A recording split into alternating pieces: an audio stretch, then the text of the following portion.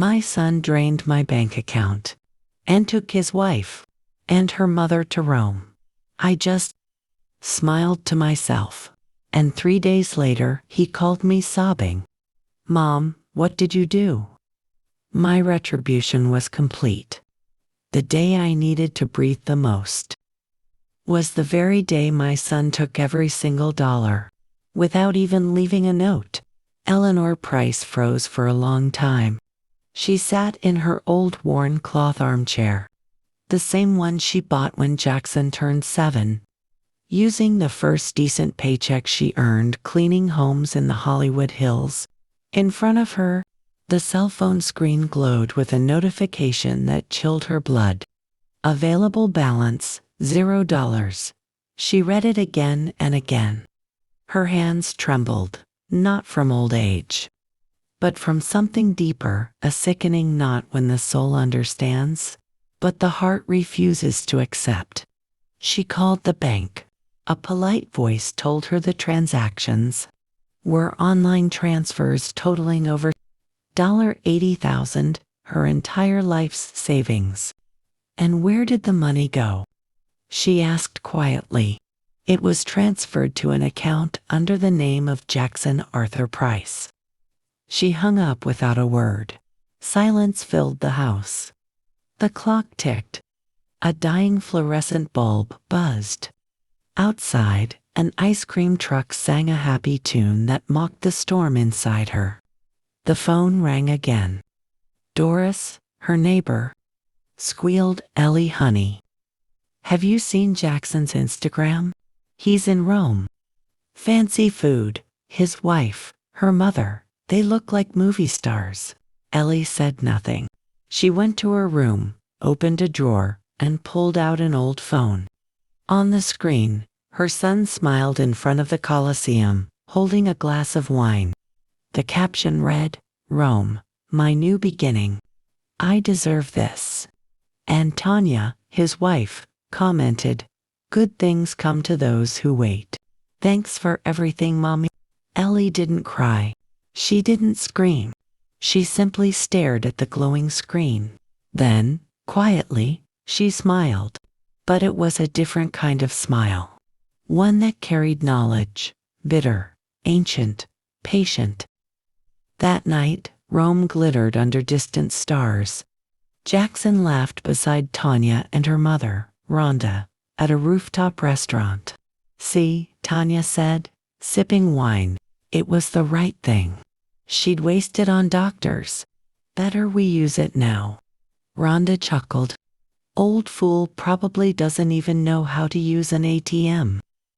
Jackson said nothing. He looked out toward the ancient ruins, the laughter fading around him. Deep down, a strange guilt stirred, but he drowned it with another sip of wine. Back in Los Angeles, the walls of Ellie's home felt older. Photos of Jackson filled every shelf. His first school uniform, graduation, the day he married Tanya. Every memory was built from her sacrifice. She sold her ring for his education, her father's land for his dreams, her youth for his comfort. A week before the betrayal, she had tried to visit him with a tray of fried chicken. The doorman stopped her. Mr. Price said not to let you in without notice. She had walked home on foot, her heart breaking one quiet step at a time. That night, Doris brought pie. You've always been strong, Ellie. He'll regret it. Ellie's eyes darkened. Do children ever regret it, Doris? Yes, when their mother isn't around anymore. Ellie's voice dropped to a whisper. Then I hope it's not too late when he does.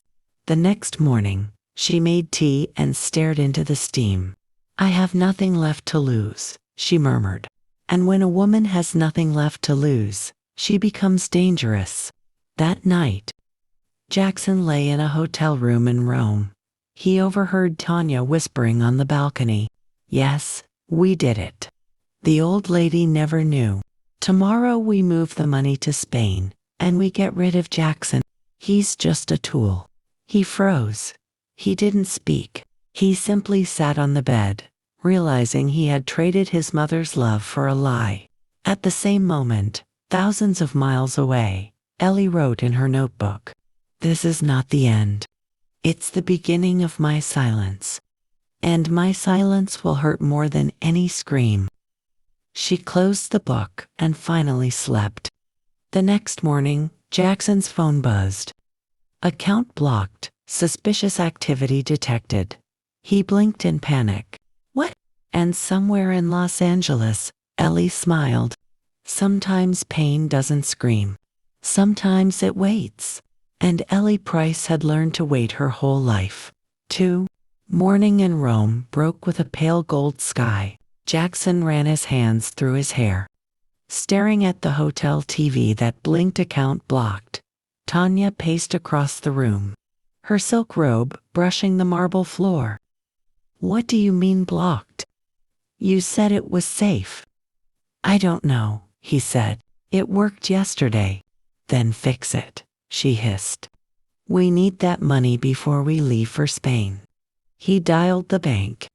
The polite Italian operator said there was a legal hold placed by an international fraud investigation. "Who reported it?" Jackson asked. "A woman named Eleanor Price." Tanya's face froze. "Your mother. She couldn't. She doesn't even." He stuttered. But somewhere across the world, Ellie had already filed the report. Years of cleaning wealthy people's houses had taught her a thing or two about loopholes, dormant trusts, and power of attorney forms. She had watched, she had learned, and now she was using it. 3 days later, Jackson's credit cards failed. Their hotel keycards stopped working. They were thrown out, luggage on the cobblestones, tourists staring. Tanya screamed, "You idiot. I told you not to use your real name." He shouted back, "You told me she'd never fight back." They dragged their suitcases to a cheap hostel near Termini Station. Rhonda complained the whole way, blaming Jackson for everything. That night, Tanya disappeared. She left a note, "Don't call me. You're finished." Jackson sat alone on a bunk bed, sweat running down his neck. The city outside smelled of smoke and rain. His phone buzzed again, unknown number. He answered. Silence. Then, softly, his mother's voice, "How's Rome, darling?" White curtains moving in the wind. He hesitated at the door. Then he knocked. Ellie opened it slowly. Her hair had turned completely silver, her eyes calm and unreadable. For a moment, neither spoke. The waves filled the silence between them. "Mom," he said. The word broke inside his throat. She stepped aside. "Come in." The house smelled of salt and tea. There were no photos, no clutter, only the sound of the clock and the wind. Jackson looked at her hands, thin, veined, steady. "I didn't come for the money," he said. "I came because I can't stand what I did." "I know. I thought you'd never forgive me." "I haven't," she said softly. "Not yet. Forgiveness isn't a door. It's a road, and you have to walk it." He nodded. "Then I'll walk it." She poured him tea, the same chamomile she always made. He held the cup, afraid to drink. "Do you still hate me?" he asked. "No," she said. "Hate is heavy. I'm too old to carry it." Outside, the tide rose, washing against the rocks. They sat without speaking, two people stitched together by blood and loss, watching the horizon darken. Later that night, Jackson stepped onto the porch. He looked at the moon above the sea and whispered, "Thank you." Ellie, inside, closed her eyes. Her silence was no longer a weapon. It was a shelter. The sound of the waves answered for her, soft and endless. Dawn stretched over the ocean like pale gold poured across the waves. The cottage was still, except for the ticking of the clock and the rustle of gulls outside. Jackson woke early and found Ellie already at the table, writing in her small notebook. He stood in the doorway for a moment. "What are you writing?" "My days," she said. "If I don't write them down, they disappear." He sat across from her. "Can I help?" "You can read," she said, sliding a page toward him. The handwriting trembled, but the words were clear. "There are two kinds of pain. One that teaches, one that destroys. A mother only survives when she chooses the first." He folded the paper carefully and gave it back. "You're teaching me now."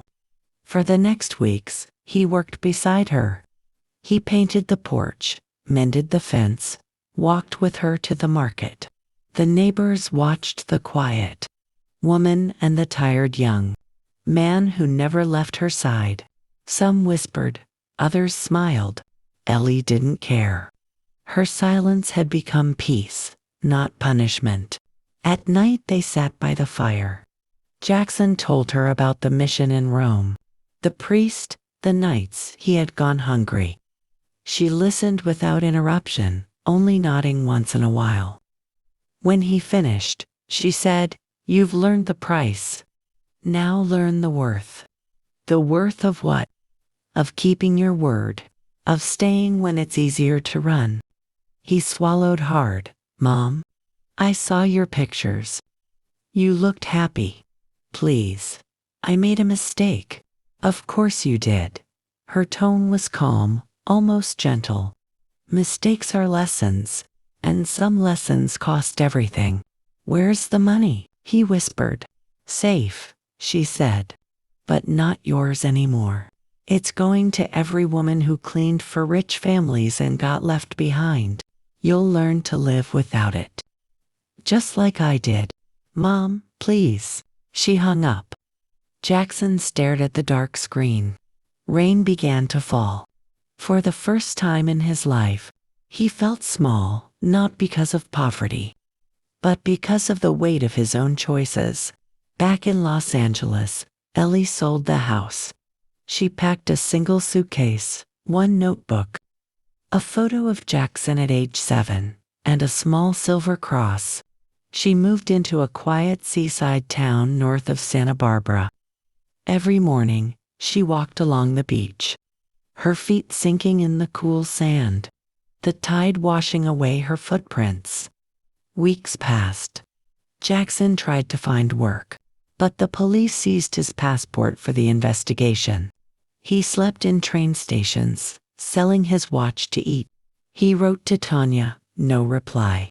He called his mother, no answer. Then, one morning, he opened his email. A message waited with no subject line. He clicked it. There was a photo, his mother standing on the shore, smiling. Below it, just one line. "When you can forgive yourself, come home." He stared at it for hours. Then he cried a raw, unfiltered sound that no one in the station cared to hear. Across the ocean, Ellie sat with a cup of tea, watching the horizon. For the first time, she felt something like peace. Revenge had not given her joy. It had only returned balance. The bridge between them was burned, but the river beneath still flowed. Winter crept into Los Angeles quietly, with thin mist crawling over the streets Ellie once knew. She had learned to live with the silence, the kettle's whistle, the gulls, the slow rhythm of her breath. Some evenings, she wrote letters she never sent, each one beginning, "My son, you were born hungry for the world." In Rome, Jackson had become a shadow of himself. His hair was longer now, his clothes torn at the seams. The tourists no longer saw him. He was part of the crowd that begged near the fountains. One night a priest offered him shelter in an old mission. Jackson swept floors, washed dishes, and learned to sleep without dreams. The priest said nothing about redemption. He only said, "Work makes the hands remember." Months later, an envelope arrived for Jackson. It had no stamp, only his name in a familiar trembling hand. Inside was a plane ticket and a note. "Come home if you have learned the cost of taking Jackson stared at it for a long time. He sold the few things he owned and boarded the cheapest flight back to California. The plane crossed the Atlantic while he stayed awake, afraid to close his eyes. When he reached Santa Barbara, he found the address written on the envelope. A small cottage near the sea. Spring came. Ellie's health began to fail, gently but unmistakably. The walks grew shorter, the tea stronger. Jackson took her to the shore every morning. She would stand with her cane, watching the horizon, breathing the salt air. One morning she said, "Do you remember the fried chicken I made when you were 7? He smiled. "I can still smell it." She laughed softly. Then I did something right. That evening, she gave him the notebook. "When I'm gone, burn it. Don't read it all. Just one page the last." He promised. She closed her eyes, tired but peaceful. That night she didn't wake.